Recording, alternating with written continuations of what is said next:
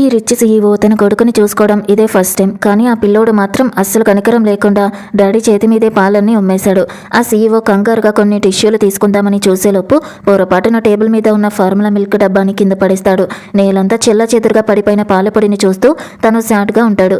కానీ తన 1 year కొడుకు మాత్రం ఇదంతా ఒక ఆట అని అనుకున్నాడు. వాడు వెంటనే బెడ్ మీద నుంచి కిందకి దిగి ఆ పాలపొడిని సీఈఓ ప్యాంట్ అంతా పూసేశాడు. సరిగ్గా అదే టైంకి అసిస్టెంట్ లోపలికి వస్తాడు. సీఈఓ అంత దారుణమైన స్థితిలో ఉండడం చూసి వాడు నవ్వు ఆపుకోలేకపోతాడు. ఆ తర్వాత క్లీన్ చేయమని పని వాళ్ళని పిలవడానికి వెనక్కి తిరుగుతాడు.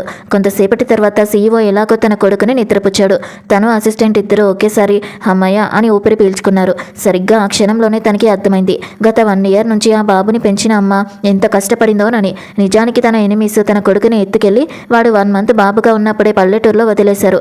అనుకోకుండా ఊరికి తిరిగి వచ్చిన ఒక అమ్మాయికి ఆ బాబు దొరికాడు. తనకి పిల్లలంటే చాలా ఇష్టం కాబట్టి తను వెంటనే బాబుని ఇంటికి తీసుకెళ్లి లీగల్గా అడాప్ట్ చేసుకుంది. ఆ తర్వాత తనొక 1 సంవత్సరం పాటు ప్రాణం పెట్టి ఆ బాబుని చాలా బాగా చూసుకుంది. వాళ్ళ హ్యాపీ లైఫ్ ఇలాగే ఎప్పటికీ సాగుతుందని తను అనుకుంటున్న టైంలో సీఈఓకి తన కొడుకుని అమ్మాయి దత్తత తీసుకుందనే విషయం తెలిసింది. తను వెంటనే అమ్మాయి ఇంటికి పరిగెత్తాడు. తన కొడుకుని చూసిన వెంటనే ఆ బాబుని చాలా అద్భుతంగా చూసుకున్నారని తనకి అర్థమైంది. ఆ అమ్మాయికి థ్యాంక్ యూ చెప్తూ సీఈఓ తనకి చాలా డబ్బు ఇచ్చాడు. కానీ తన బాబుని తీసుకుని వెళ్ళిపోతూ ఉంటే ఆ బాబు ఆ అమ్మాయిని గట్టిగా పట్టుకుని అస్సలు వదలలేదు. ఇంత సడన్ సెపరేషన్ని తట్టుకునే వయసు తన కొడుక్కి ఇంకా రాలేదని సీఈఓ అర్థం చేసుకున్నాడు. అందుకే తను సింపుల్గా ఆ అమ్మాయిని తన భుజం మీద వేసుకుని వాళ్ళతో పాటు ఇంటికి తీసుకెళ్లాలని డిసైడ్ అయ్యాడు. ఇంటికి వచ్చిన తర్వాత తను తన ఫ్యామిలీ సిచ్యువేషన్ గురించి తనకి చెప్పాడు. బాబుని కన్న తల్లి 1 year క్రితమే చనిపోవడంతో ఆ అమ్మాయిని బాబుకి టెంపరీ నానికి హైడ్ చేసుకోవాలనుకున్నాడు.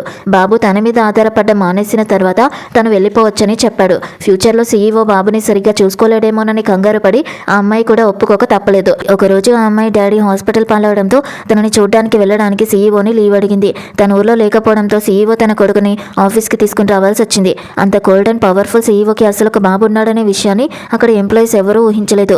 మీటింగ్ స్టార్ట్ కాబోతుందని అసిస్టెంట్ తనకి గుర్తు చేశాడు. సీఈఓ ఫస్ట్ బాబుని అసిస్టెంట్ దగ్గర వదిలేయాలని అనుకున్నాడు. కానీ బాబు తన ప్యాంటు పట్టుకుని అస్సలు వదలలేదు. ఇక వేరే ఆప్షన్ లేక సీఈఓ కొడుకుని ఎత్తుకుని మీటింగ్ రూమ్లోకి వెళ్ళాడు. మీటింగ్ మధ్యలో బాబు సడన్గా గట్టిగా ఏడవడం స్టార్ట్ చేశాడు. వాళ్ళు ఏం చేసినా వాడు అస్సలు ఊరుకోలేదు. కంగారు పడిపోయిన సీఈఓ ఏం జరిగిందో అడగడానికి ఆ అమ్మాయికి వెంటనే వీడియో కాల్ చేశాడు. బాబు డైపర్ మార్చి చాలాసేపు అయిందా అని తను అడిగింది. అప్పుడు సీఈఓకి అసలు మ్యాటర్ మైండ్లోకి వచ్చింది. తను వెంటనే అసిస్టెంట్తో కొత్త డైపర్ తెప్పించి తనే స్వయంగా మార్చడానికి రెడీ అయ్యాడు. కొత్త డైపర్ వేసే ముందు బాబు బాటమ్ని నీట్గా తొడమని ఆ అమ్మాయి చెప్పింది. తను అది స్టార్ట్ చేయగానే బాబు కరెక్ట్గా తన ఫేస్ మీదే తన్నాడు. ఆ సీన్ చూసి ఎంప్లాయీస్ అందరూ నవ్వు ఆపుకోలేకపోతారు. అంత సీరియస్గా రూడ్గా ఉండే సీఈఓ ఇలాంటి సిల్లీ సిచ్యువేషన్లో ఇరుక్కుంటాడని వాళ్ళు అస్సలు అనుకునే ఉండరు.